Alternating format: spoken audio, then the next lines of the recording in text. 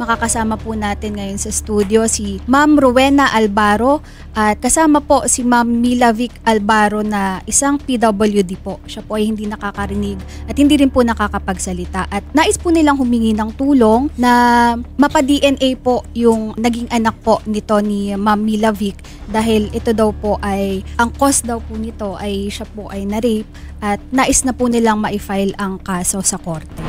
Magandang hapon po, Nay. Sir? Gustong kasuwento si Ruben kasi ito po yung suspect. Opo. Ruben Lagmay. At sabi po ng mga pulis, kasi nanganak siya, nagbunga yung ginawang panghalay, nagkaroon ng baby. Opo. So para ma-determine kung talagang ginalaw ni Ruben itong anak nyo, pa-DNA test, akong bahala po. Mr. Lagmay, magandang hapon. Magandang hapon po, sir. Willing ho ba kayo ipa-DNA test po yung bata at saka kayo? Ay, ano po yan? Anong problema po yan, sir? Andito sa aming studio ngayon ang isang PWD, hindi makarinig at hindi makapagsalita, na pinagbibintangan kang ni-rape mo at... Pag-initis mo ako, sir. Pwede, sir. Pwede. 100% aprobado ako. Okay. Very good. Talagang hindi ko ginamit, sir, kung binibintang lang nila sa akin yan, sir. Payag ako, sir. Okay. Paano yung gastos, sir? Ako na pong gagastos. Okay, thank you. Sige, papadinetest. So yung bata po, ilang taon na yung bata?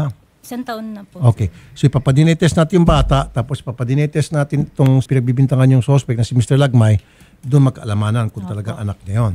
Okay?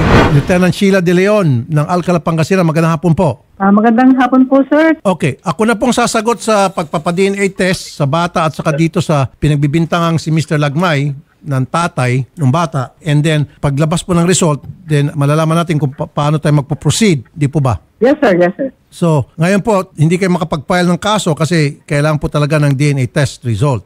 Tama? Yes, sir. Yes, sir. Okay.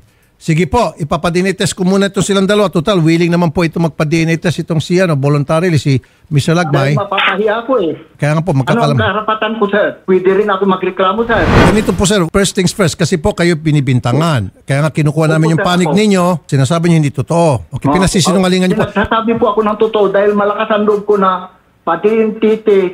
Kaya lang, kung hindi totoo ako ang gumalaw, paano naman yung karapatan kong napapahiya ako?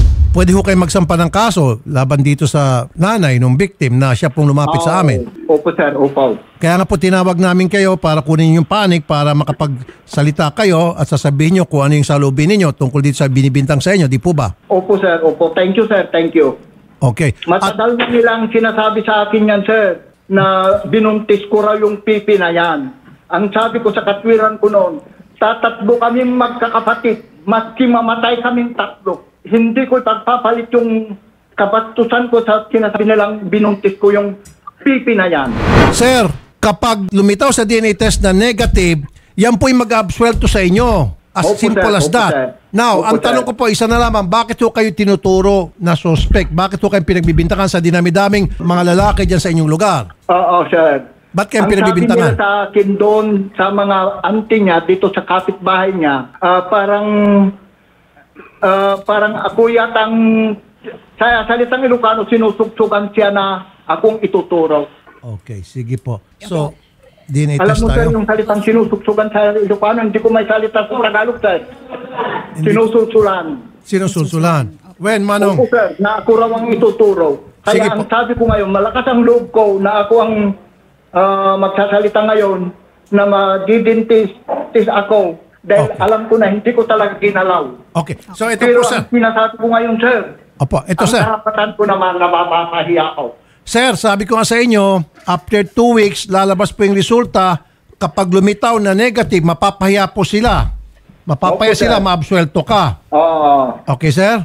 Opo, sir. O, malaking kahiyaan sa parte nila. Oho. Okay, kaya nga, sir, pupunta kami dyan. Nakahanda ako, sir. Maski tawagin nila ako dito sa barangay, kasama ako. Sige po. Very good, sir. Sige po, darating po kami dyan, ha? Sir, Thank you, sir. Thank you very much. maraming salamat po, Mr. Ruben Lagmay, sa time na binigyan nyo sa amin pagtanggap namin tawag. Magandang hapon po, sir. Thank you. Thank you, sir. Naimbag nga malem. Ganun lang po, Okay. ma'am, ha? DNA test muna tayo. And then in 2 weeks, kami na pong gastos lahat. Yes. Malalaman natin yung resulta.